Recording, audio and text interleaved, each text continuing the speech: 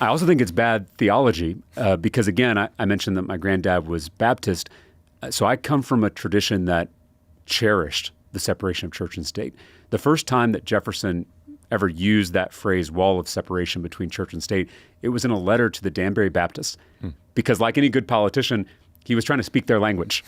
And Baptists and Protestant Christians in this country in particular really valued religious freedom and religious liberty and preventing the government from picking and choosing between faith traditions. And back then, it was really between different kinds of Christians, right? Between Catholics and Protestants, Lutherans and Presbyterians and Methodists.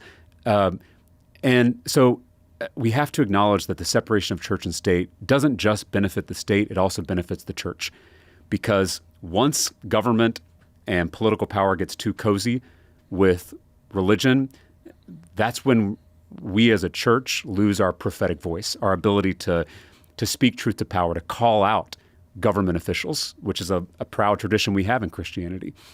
And so when I talk to my fellow Christians, I always try to emphasize how this benefits us to have this separation, to have this establishment clause and this free exercise clause in the First Amendment.